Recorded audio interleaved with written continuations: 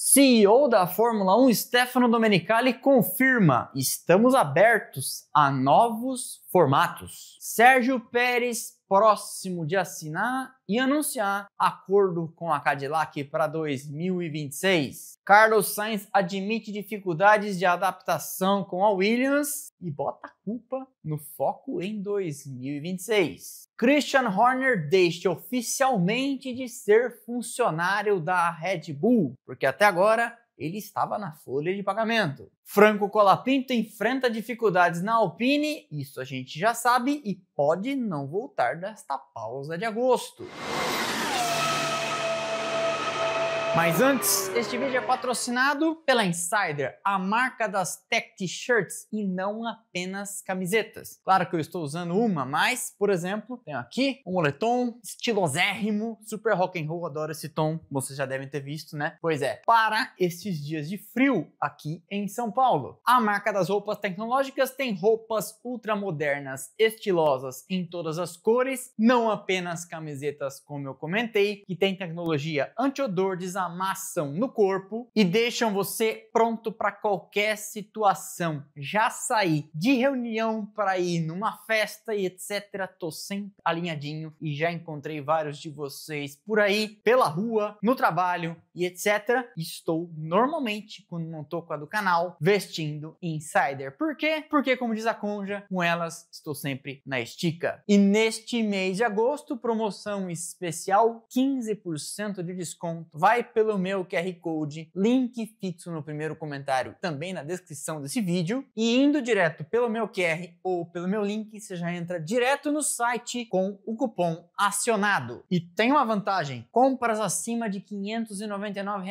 você ganha um boné. Aliás, eu tenho um boné, Conja pegou, estilosérrimo, no valor de R$ 169, vai de brinde. E em compras acima de R$ 399, você ganha ainda meias Spectre. As peças já são boas, com 15% de desconto e ainda ganhando brinde, pelo amor de Deus. Tô te colocando na cara do gol. Vai pelo meu link, meu QR Code, porque o patrocinador aí fica sabendo que funciona. E aí, tô te ajudando, você me ajuda, todo mundo se ajuda e a gente se encontra por aí nas ruas, alinhadérrimos. Beleza? Então é isso, cola de mim que você passa de ano. Seguimos?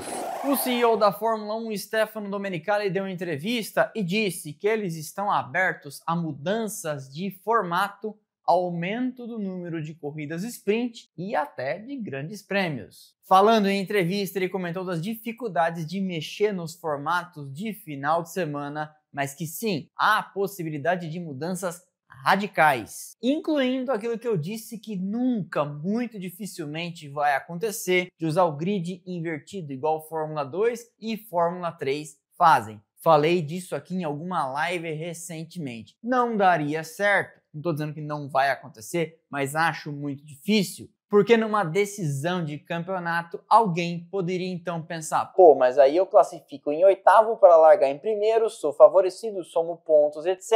E aí, naturalmente, a classificação pode virar uma imensa briga para ver quem anda mais devagar, o que arruinaria o espetáculo na sessão anterior. Domenicali também comentou que a Fórmula 1 precisa, eu não sabia que precisava, mas enfim, vai saber, né? E provavelmente vai ampliar o número de corridas sprint no médio prazo. Vou depois puxar um rodapé aqui, não me deixe esquecer, você aí do outro lado assistindo, de falar sobre aquele calendário que vazou, mas ninguém confirmou nem desmentiu até agora, de corridas sprint. Você deve estar sabendo que, inclusive, a parte mais grave é: não tem São Paulo. Stefano Chefão disse: acho que é a coisa certa a fazer, aumentar o número das sprints e ouvir nossos fãs, tentar criar algo e não ter medo de cometer erros. Pois então, aí é que mora a questão. Fazendo uma pesquisa com a base de seguidores, a Fórmula 1 descobriu que, por exemplo, a maior parte acha que um número entre 19 e 22 grandes prêmios seria o ideal, o que significa que 24, como está nesse calendário, já é a categoria não ouvindo exatamente os seus seguidores.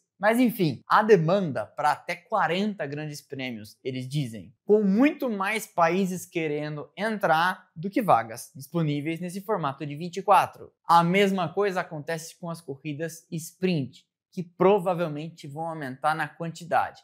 Por quê? Porque quem organiza grandes prêmios fatura muito mais quando temos corridas sprint, as corridas curtas. Afinal de contas, no formato normal, sexta-feira são 2 sessões livres que, em tese, nada valem, ainda que sejam muito importantes para a construção do final de semana em termos de acerto e adaptação de carros e pilotos. Daí no sábado temos o TL3 e só na metade do final de semana, a partir do quali, na tarde do segundo dia, é que as coisas começam efetivamente a valer. Isso não entra na cabeça dos americanos, que pensam, como que a gente vai ter só 2 sessões efetivamente competitivas lá para 60% do final de semana transcorrido? Isso é ruim para a televisão na visão deles, isso é ruim também para presencialmente lotar arquibancadas e vender camarotes. Já que, por causa do formato atual da maioria dos finais de semana, muitas das vezes quem recebe convites para os 3 dias não vai na sexta-feira. Portanto, há demanda dos contratantes, de quem faz os grandes prêmios,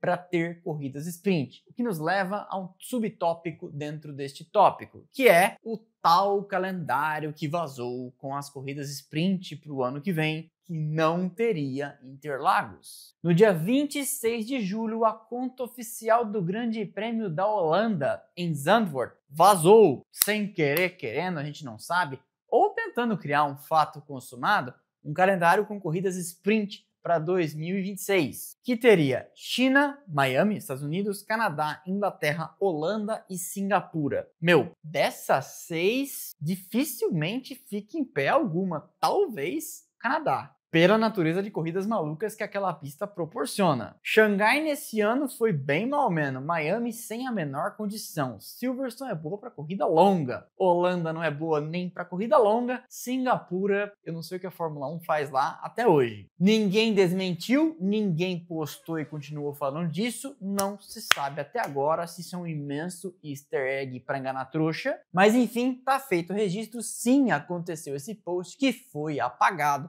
A conta, em tese, é legítima, verificada do Grande Prêmio da Holanda. Vamos ver o que acontece agora que o Grande Prêmio da Holanda está chegando, dia 31 de agosto. Segundo diversas postagens que pipocaram nessa semana, Sérgio Pérez estaria de fato muito próximo de anunciar um contrato com a Cadillac, nova equipe de Fórmula 1 que entra em 2026, e um anúncio ocorreria no final de semana do Grande Prêmio da Itália, em 7 de setembro. O mexicano de 35 anos, a despeito do que aconteceu na sua fase na Red Bull, especialmente no final dela, da metade de 2023 para frente e também o ano inteiro de 2024, é tido como um piloto muito capaz. Venceu 6 grandes prêmios e tem muito apoio de empresas mexicanas. Sempre teve. Cotados para a segunda vaga, a opção piloto experiente e a opção piloto novato. Sendo piloto novato, a imprensa inglesa segue cravando Felipe Drugovich seria o primeiro da lista. Sendo um experiente, o nome seria então o de Valtteri Bottas. Pérez também teria conversado com a Alpine para substituir, já nesse ano, o argentino Franco Colapinto, que vai muito mal. De toda forma, 7 de setembro está chegando, será a primeira corrida pós-Grande Prêmio da Holanda, portanto a segunda contando de agora, e vamos ver se de fato vem este anúncio. Conversei com gente próxima às negociações que me disse: parece que sim, o Pérez está de fato acertado e Drugovich segue sim tendo boas chances. Deixa eu falar um negócio pra vocês. Meu livro está na Amazon, chegou ao 5º lugar. Não vou abrir. Depois, tô trabalhando. Pera aí.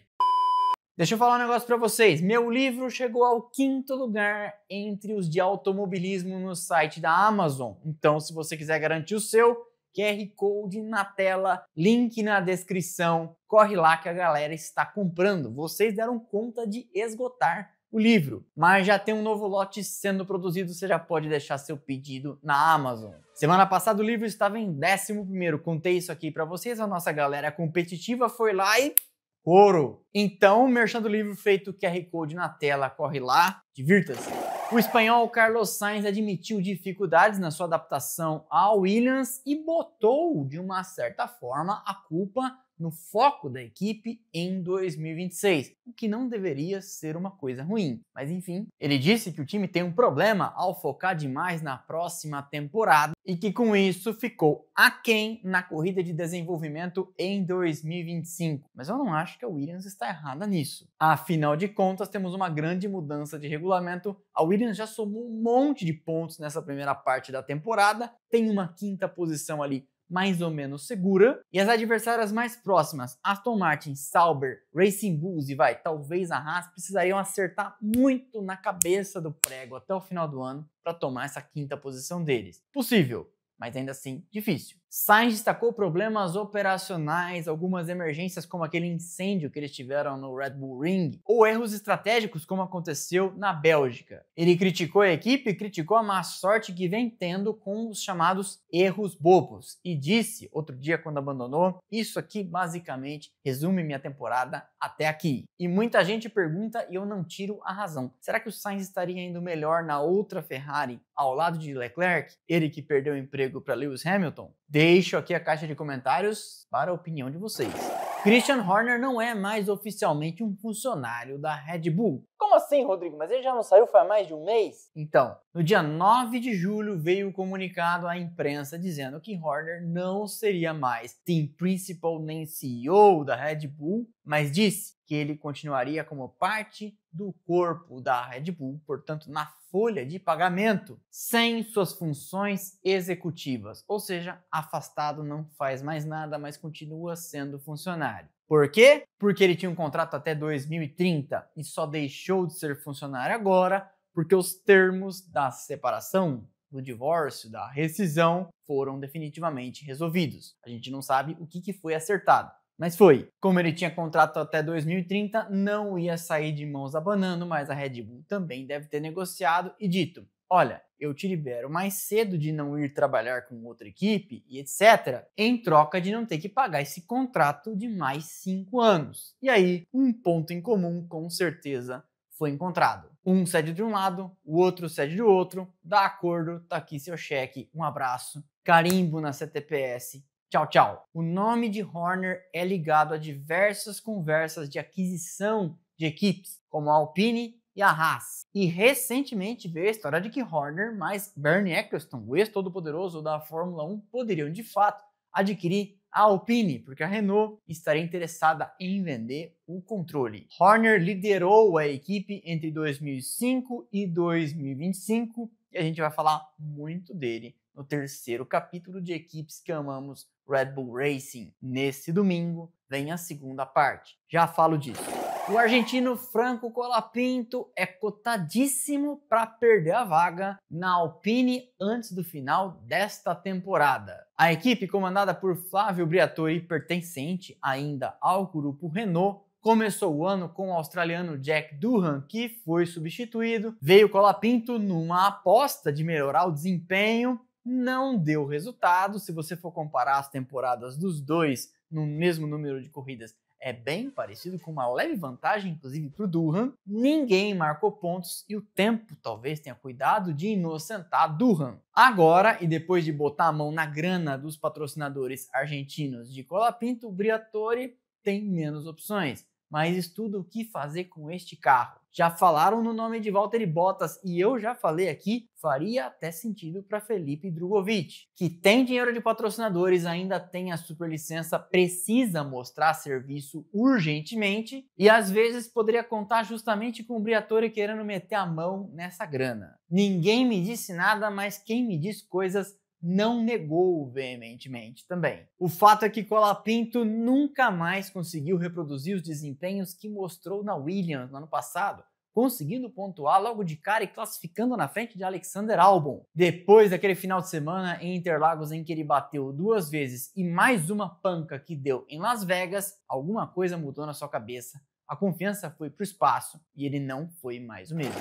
Nessa semana, terça-feira, um vídeo sobre as melhores estreias da história da Fórmula 1. 10 pilotos que chegaram chegando. Stoffel Vandoorne, Lewis Hamilton, Kevin Magnussen, Felipe Nasser, a melhor estreia de um brasileiro na Fórmula 1 com o 5º lugar. Johnny Herbert, que entrou e saiu do carro em 1989 no Rio de Janeiro de muletas, e até um das antigas, Giancarlo Baghetti. Sim, isso mesmo. Vale a pena você conferir. Na quarta-feira, a pequena grande história que nasceu de uma pergunta de um de vocês no direct. ADM, essa foto aqui é real? De uma McLaren inteiramente branca, sem nenhum patrocinador, com um cara de capacete amarelo ao volante. Essa foto é real, ADM? Era o Senna? Sim, era o Senna. E eu conto a história da foto e o que acontecia naquela época na McLaren para ele andar com o carro sem nenhum patrocinador. Vale a pena conferir. E nesse domingo, como não temos Fórmula 1, temos mais um capítulo de equipes que amamos Red Bull Racing. Domingo passado, eu contei do começo da fundação da empresa fabricante de bebidas até a temporada de 2009 na Fórmula 1. Nesse segundo capítulo, a gente pega de 2009 e vai até 2022. Marco temporal para encerramento do segundo capítulo, a morte de Dietrich Mateschitz. Dizem alguns, quando o Império começou a desmoronar. E aí, domingo que vem, a gente traz a última parte. Já assisti, o editor me mandou para aprovar, ficou sensacional. Acho que vocês vão curtir, acho que vai animar aí sua tarde de domingo. E ela sai em Premiere um dia antes para os nossos assinantes. Se você quiser tornar-se membro do canal, ver os vídeos em Premiere, tem prioridade de resposta nas lives, botão aderir ou seja membro, link lá embaixo também na descrição. E você também conta com o benefício dos brindes que a gente sorteia aqui todos os meses. Miniaturas, Legos, livros dos nossos parceiros, ReHap, Editora Gulliver, Fórmula Collection. Tudo que eu arrumo aqui a mais eu destino para sortear aos membros apoiadores do canal. Estamos quase em 1965 para ser mais exato. Por quê? Porque vocês são a maior e melhor audiência de Fórmula 1 do Brasil. Então, deixa o like, é de graça, não custa nada, você sabe, e ajuda demais o canal. Quer abraçar pra mim, quer abraçar pra nós? E comente aí, gostou? Assistiu o capítulo 1 de Red Bull Racing? Vai ver o segundo? Está ansioso pelo terceiro? Está ansioso pela chegada da Fórmula 1 retomando no Grande Prêmio da Holanda? Qualquer coisa que você quiser comentar, deixa aí na caixa de comentários, deixa um emojizinho, conte de onde nos assiste. Isso é muito importante para o algoritmo entender que você curtiu e está aqui até agora e aí ele segue distribuindo o nosso conteúdo internet afora. É assim que funciona. Então me ajuda a te ajudar. E eu te ajudo a me ajudar te explicando como que as coisas são. Para não perder nada do que fazemos por aqui, temos canais de notificação, Instagram, Telegram e WhatsApp, cada um com mais de 2.000 membros, recebendo notificação automática assim que a gente publica cada um dos conteúdos. Por fim, mas não menos importante, temos nossas redes sociais, Instagram, Twitter, Threads e TikTok. Estão passando aqui os arrobas, link lá embaixo na descrição, onde tem conteúdo o tempo todo. Beleza? Então é isso, sexta-feira, já sabe. Valeu, aquele abraço, sextou e juízo. Tchau, tchau.